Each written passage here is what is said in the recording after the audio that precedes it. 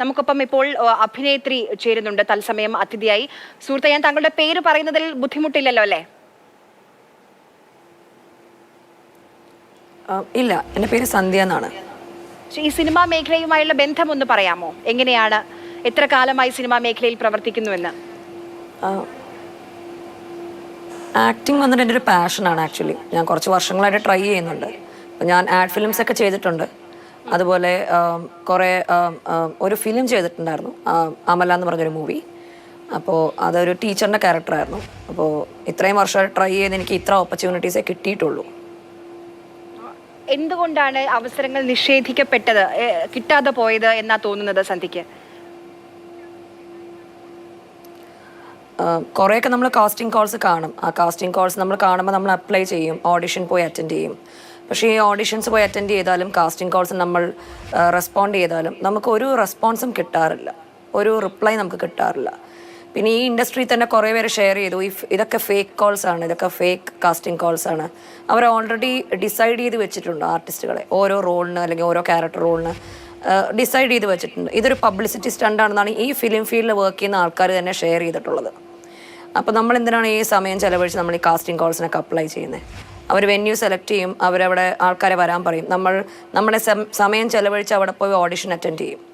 Audition attend ചെയ്ത് കഴിഞ്ഞാൽ നമ്മൾ അങ്ങോട്ട് വിളിച്ച് ചോദിച്ചാലും അവർ പറയുന്നത് നോക്കട്ടെ, വിളിക്കാം, എന്തെങ്കിലും ഉണ്ടെങ്കിൽ പറയാം, ഇങ്ങനൊരു തണുത്ത മട്ടിലാണ് ഒരു റെസ്പോൺസ്. അപ്പോൾ എനിക്ക് മനസ്സിലായി നമ്മൾ കാസ്റ്റിംഗ് കോൾസൊക്കെ ഇടുന്നത് വെറുതെ ഒരു പ്രഹസനമാണ്, അതിനൊരു സത്യാവസ്ഥയില്ല, അല്ലെങ്കിൽ അവർ വിളിക്കത്തില്ല. പിന്നെ അത് മാത്രമല്ല, നമ്മൾ ഈ കാസ്റ്റിംഗ് ഈ ഡയറക്ടേഴ്സ് അല്ലെങ്കിൽ പ്രൊഡക്ഷൻ എക്സിക്യൂട്ടീവ്സ് ഇവരെയൊക്കെ നമ്മൾ കോണ്ടാക്ട് ചെയ്യുമ്പോൾ അവർ പറയുന്നത് നിങ്ങൾക്ക് ഈ ഫീൽഡ് ഇങ്ങനെയാണ്, ഇവിടെ അഡ്ജസ്റ്റ്മെൻറ്റ്സും കോംപ്രമൈസും ഇങ്ങനത്തെ കാര്യങ്ങളൊക്കെയാണ് വർക്കൗട്ട് ചെയ്യുന്നത്, നിങ്ങൾ ഡീസൻറ്റ് റോൾ വേണം, അല്ലെങ്കിൽ നിങ്ങൾ അഡ്ജസ്റ്റ്മെൻറ്റ്സിന് തയ്യാറല്ല എന്ന് പറയുമ്പോൾ നിങ്ങൾക്ക് ഒരു ചാൻസും തരില്ല ആരും, നിങ്ങൾക്കൊരു ഓപ്പർച്യൂണിറ്റിയും കിട്ടില്ല. ബിക്കോസ് നിങ്ങൾ നോ പറഞ്ഞു കഴിഞ്ഞാൽ യെസ് പറയാൻ 1000 പേരുണ്ട്, 1000 സ്ത്രീകളുണ്ട്. പ്രൊഡക്ഷൻ എക്സിക്യൂട്ടീവോ അങ്ങനെ ആരെങ്കിലും സന്ധ്യയോട് സംസാരിച്ചോ? ഞാൻ കുറേ പേരോട് സംസാരിച്ചിട്ടുണ്ട്. അതിൽ എടുത്തു പറയാൻ പറ്റിയത് ഒരു 3-4 മാസം മുന്നേ ഞാൻ വിച്ചു എന്ന് പറഞ്ഞൊരു കാസ്റ്റിംഗ് ഡയറക്ടറോട് സംസാരിച്ചു. അങ്ങനെ സംസാരിച്ചപ്പോൾ പുള്ളിയും ഒരു സിമിലർ ആയിട്ടുള്ളൊരു റെസ്പോൺസ് ആണ് തരുന്നത്. അപ്പോൾ നിങ്ങൾക്ക് ഇങ്ങനെ ഒരു കണ്ടീഷൻസ് വെക്കുകയാണെങ്കിൽ നിങ്ങൾക്ക് ഒരിക്കലും റോള് കിട്ടില്ല. ഇങ്ങനെ തന്നെയാണ് സിമിലർ. ഞാൻ നേരത്തെ പറഞ്ഞ പോലെ തന്നെ നമുക്ക് ഈ ഇൻഡസ്ട്രി വർക്ക് ചെയ്യുന്നത്, അതായത് ഇപ്പോൾ അഭിനയിക്കുന്ന അവർ എക്സാമ്പിൾസ് എടുത്താണ് പറയുന്നത്, ഓരോ നടിമാരുടെ പേരെടുത്തിട്ടാണ് അവർ പറയുന്നത്. ഇവരൊക്കെ അഡ്ജസ്റ്റ്മെൻറ്റ് ചെയ്തിട്ടാണ് ഈ ഫീൽഡിൽ വന്ന് നിൽക്കുന്നത്, അല്ലെങ്കിൽ ഇവിടെ സർവൈവ് ചെയ്യുന്നത്. അല്ലാതെ ആരും അങ്ങനെ കണ്ടീഷൻസ് വെച്ചിട്ടല്ല ഇവിടെ അഭിനയിക്കുന്നത്. ഇങ്ങനെ ഒരു കണ്ടീഷൻ നിങ്ങൾ വെക്കുകയാണെങ്കിൽ നിങ്ങൾക്ക് ഒരു ഓപ്പർച്യൂണിറ്റിയും കിട്ടില്ല. നിങ്ങളുടെ പാഷൻ ആക്ടിങ് ആണെങ്കിൽ പോലും നിങ്ങൾക്ക് ഒരു ഓപ്പർച്യൂണിറ്റിയും കിട്ടാൻ പോകുന്നില്ല. ഇങ്ങനെ ഒരു റെസ്പോൺസാണ് നമുക്ക് കിട്ടുന്നത്. അപ്പം നമ്മളിങ്ങനെ എല്ലാ ഭാഗത്തും നമുക്കൊരു നെഗറ്റീവ് റെസ്പോൺസാണ്. അപ്പം നമ്മുടെ പാഷൻ എന്ന് പറയുന്നൊരു ആക്ടിങ്, അത് നമുക്ക് മുൻപോട്ട് കൊണ്ടുപോകാൻ പറ്റാത്തൊരു സ്ഥിതിയാണ്. ഈ അമലയിൽ അഭിനയിച്ചതിന് ശേഷം പിന്നെ റോളുകളൊന്നും കിട്ടിയില്ലേ? ഇല്ല, കിട്ടിയില്ല. ഈ പറഞ്ഞ പോലെ ഞാൻ കുറേ കാസ്റ്റിംഗ് കോളിന് അപ്ലൈ ചെയ്യാറുണ്ട്, കുറേ പേരോട് സംസാരിക്കാറുണ്ട്. അപ്പോഴൊക്കെ നമ്മൾ നമ്മുടെ കണ്ടീഷൻസ് പറയുമ്പോൾ അവർ നോക്കട്ടെ പറയാമെന്ന് പറയും. പിന്നെ അവരുടെ ഒരു മറുപടിയും ഉണ്ടാവില്ല. പിന്നീട് ആ ഫോൺ അവിടെ ഡ്രോപ്പ് ആവുകയാണ്.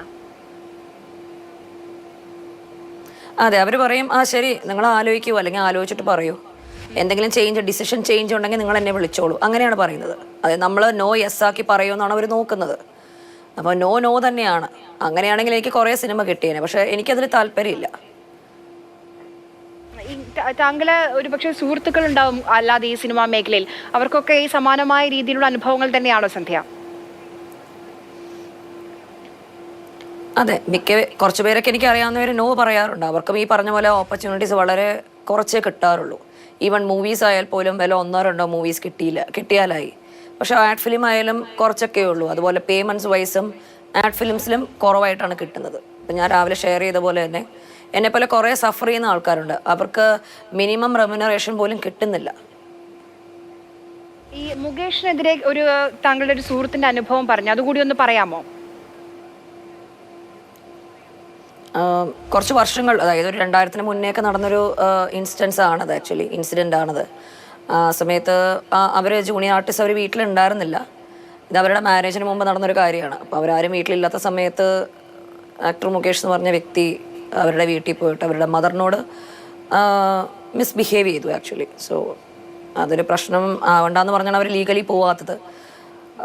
ഒന്ന് അടിച്ചിറക്കി വിട്ടു ആക്ച്വലി. അങ്ങനെയാണ് നടന്നത്. ആ ഒരു ഇൻഫർമേഷൻ എനിക്കുള്ളൂ.